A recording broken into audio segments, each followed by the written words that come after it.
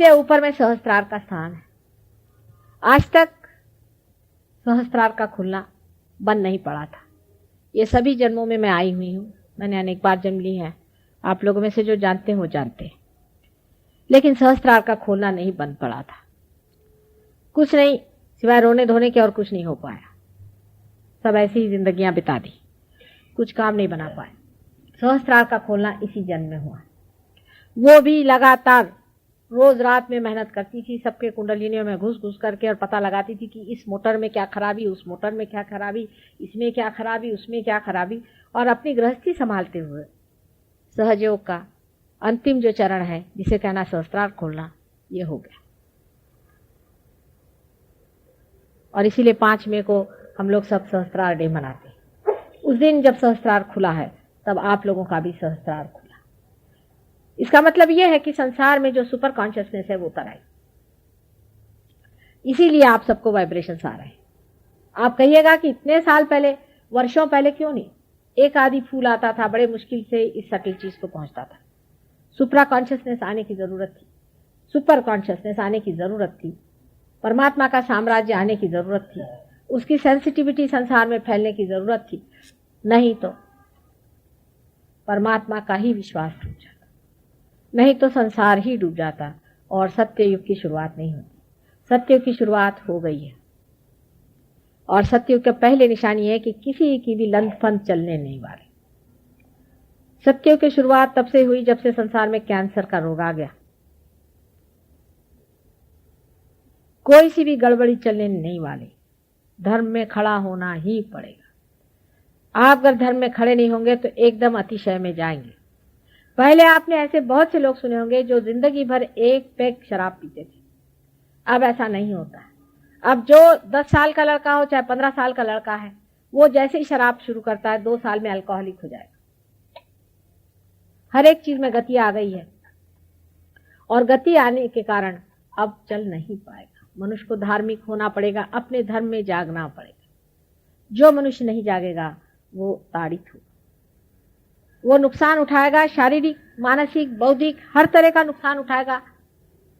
और वो जानेगा, अपने सामने देखेगा कि मुझे तकलीफें हो रही, ये वो समझेगा। यही आज का विशेष समय आया हुआ है, ट्रांजिशन का समय कहिए कि अब सतयुग में उतरने वाले हैं।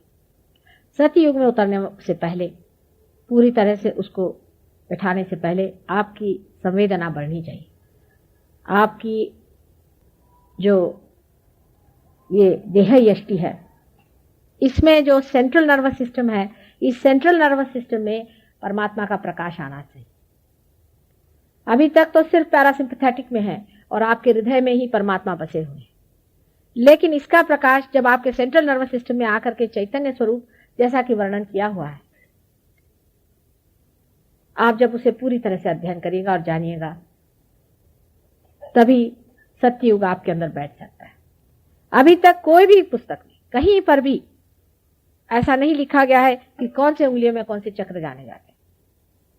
मैंने आपसे कल बताया था, गगनगढ़ के महाराज बहुत बड़े माने हुए 105 साल के हैं, वो भी नहीं जानते हैं कि ये चक्र सारे कैसे पकड़े जाते हैं। वो कहते हैं कि हम तो अंदर के ही जानते हैं, अंदर में जहां पर उंगलियों पे हमें नहीं मालूम। ये तो बहुत ही कमाल हो गया कि उंगलियों पे छोटे छोटे बच्चे भी तुमको बता रहे हैं कि कौन सा चक्र कहां पकड़ता है। इसका डिकोडिंग पूरा तुमने बता दी। आखिर इन लोगों ने तुम्हारे साथ क्या किया?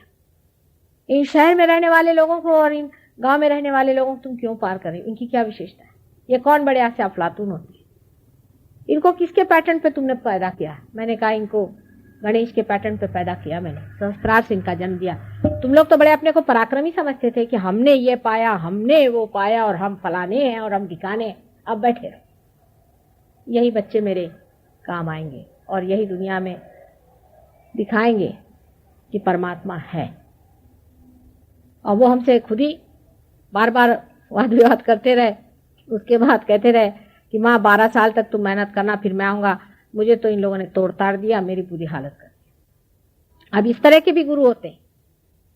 उन्होंने मुझसे कहा था, इतनी बात जरूरत तुम्हें कोई सताए तो मेरे पास भेज देना। एक आदमी मुझे बेकार ही में इतना परेशान करता था, तो मैंने कहा जाओ, तुम्हें महाराज ने बुलाया। मुझे क्या पता कि ऐसा बीहड़ है ये गए। उसके बाद में 10 दिन बाद आए, 10-12 दिन बाद तो दोनों टंगड़ियां गर्दन में लटका के कोई लिए चला रहा है। मेरे तो आंख में आंसू आ गया। मैंने कहा इसकी क्या दुर्दशा हो गई।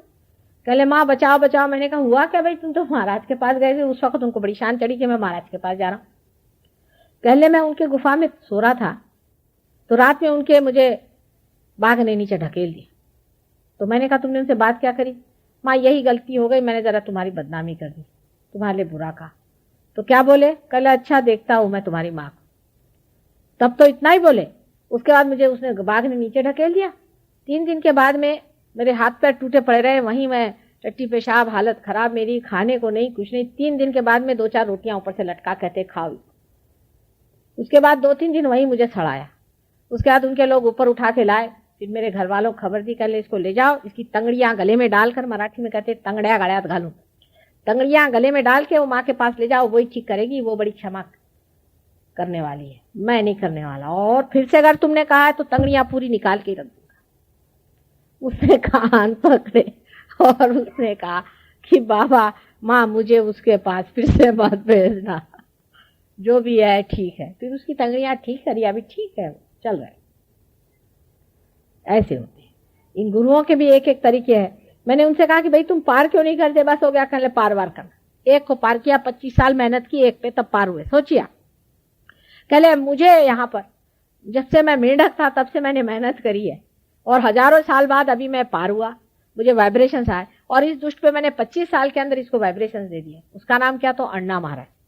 मैंने कहा अच्छा देखेंगे अण्णा महाराज क्या। कहले काम से गया, वो अगर मुझे मिल जाए तो उसको मैं पीट के रख दूंगा। बहुत मारा। तो वो अण्णा महाराज कहाँ आए थे, तो मैंने कहा था भाई वो आएंगे तो मेरे को जरा बुलाना। तो उनसे कहा कि माता जी आ रहे हैं। मैं गई, मेरे सामने बैठ के सिगरेट पी रहे और वो अपने हैदराबादी भाषा में, और 4-5 औरतें साथ में, क्या रे मार रे तुर रे से, था खूब अपने आराम से बैठे हुए। तो मैं गई, मैंने कहा कि कैसे, क्या आप कैसे हैं। कहले हमारे आप गुरुजी जो हैं वो अपने तकिया छोड़ के आ गए बंबई में आपसे मिलने। मैंने कहा क्यों ना, मैं उनकी माँ हूं तो आते हैं मुझे मिलने, तुम्हें कोई ऑब्जेक्शन है। कहले उनको छोड़ना नहीं चाहिए, वो ऐसा करते हैं, वो वैसा करते हैं, वो काम से गए और ये और वो। मैंने कहा अच्छा, तो अब मेरा तरीका देखो। उन्होंने तो तंगड़ियां तोड़ी। तो मैंने कहा अच्छा बेटे अब तो मैं जा रही, मैंने उनको कुंकू लगाया। उसके बाद मैंने कहा अच्छा मैं जा रही, तू मेरे को कुंकू लगा। जैसे उन्होंने आज्ञा चक्र पे मेरे रखा तो मैंने खींच लिया अंदर से, वो धक्का धक्का धक्का धक्का उनका जो हाथ होने लगा ना, माँ माँ माँ माँ बचाओ बचाओ बचाओ बचाओ, छोड़ो। मैंने कहा पहले तुम कहो कि अपने गुरु की निंदा नहीं करो। नहीं मैं कुछ की निंदा नहीं करूंगा, मुझे छोड़ दो। और मैंने कहा दूसरा है सिगरेट छोड़ना। हाँ छोड़ दो छोड़ दो। मैंने कहा सिगरेट छोड़ो। तीसरा औरतों का छंद छोड़ के जाके जंगल में बैठो। जब उसने तीनों चीजें प्रॉमिस की तब उसका हाथ छोड़ा नहीं। तो इस आज्ञा चक्र से ही उसको पूरा अंदर सक कर लिया और उसकी उंगली वो हटा नहीं सकता था और ऐसी ऐसी ऐसी ऐसी हो रही। 5 मिनट के अंदर सब लोगों ने तमाशा देखा। उसके बाद वो उठ के चले गए अण्णा महाराज और अब जंगलों में बैठते हैं। पर उन्होंने बड़े ढंग किए। उसके बाद पता चला कि उन्होंने कितने ही लोगों से अंगूठियां बनवाना, 1.25 तोले की तुम अंगूठी मुझे दे दो, तुम्हारा संकट दूर हो जाएगा। महाराज जी क्या, तुम्हारी जितनी श्रद्धा हो उतनी दे दो। उनका भाई 1.25 तोला बहुत होता। अच्छा चलो आधे ही तोले की दे दो, तुम्हारी जितनी श्रद्धा है, जितनी तुम्हारी आफत है उतनी ही दे दो। ऐसे कर करके हजारों तोलों का उन्होंने अपने पास में ठीका है। परमात्मा की कृपा से उनके यहाँ चोरी हो गई और सब उनका सोना भी चोरी। तो उन्होंने कहा ये तो माता जी का काम है। मैंने कहा मेरा कहो चाहे किसका करो, सोना मेरे पास तो आया है। फिर क्या करें, जब सीधे हाथों नहीं घी निकलता तो कृष्ण की डिप्लोमेसी करनी पड़ती है। यह सहस्त्रार का स्थान हुआ। सहस्त्रार के बीचों बीच से जब कुंडली निकल करके और इस ब्रह्मरंध्र को भेद देती है तभी आप सुपर कॉन्शियसनेस में जाते हैं। अब मैं आपसे बताऊंगी कि जैसे मैंने पहले बताया था कि लेफ्ट हैंड साइड में सबकॉन्शियस है और कलेक्टिव सबकॉन्शियस है, और राइट हैंड साइड में आपकी सुप्रा कॉन्शियस है जिसको प्री कॉन्शियस माइंड कहते हैं, और इधर में कलेक्टिव सुप्रा कॉन्शियस है। नीचे में आपके हेल है और ऊपर में आपके सुपर कॉन्शियस है। तो क्या होता है कि जब आप बहुत ज्यादा हट जाते हैं यहाँ से और आप कहते हैं कि बिल्कुल बड़े भारी हम सन्यासी हैं और हम बड़े नन हैं और फलाने ठिकाने करते हैं, तो आप इस साइड में करने लग जाते हैं। तो इधर से सुप्रा कॉन्शियस से आपके अंदर भूत आ सकते हैं, और जो ये लोग बहुत डायनामिक भूत भरते हैं आपके अंदर में, थोड़े दिन ट्रांस में ले जा करके उन भूतों से आप थोड़ी देर बहुत डायनामिक हो जाते हैं। और वो डायनामिक होने के बाद में आप थोड़े दिन में देखते हैं कि आप रैटलिंग करना शुरू कर देते हैं, सर आपका दर्द होने लगता है, रात में आप नींद नहीं आती, आफत हो जाती है। ये सारे सुप्रा कॉन्शियस में मरे हुए जितने भी भूत हैं अब सुप्रा कॉन्शियस में मरे हुए भूत वो होते हैं जो बहुत ही एम्बिशियस होते हैं,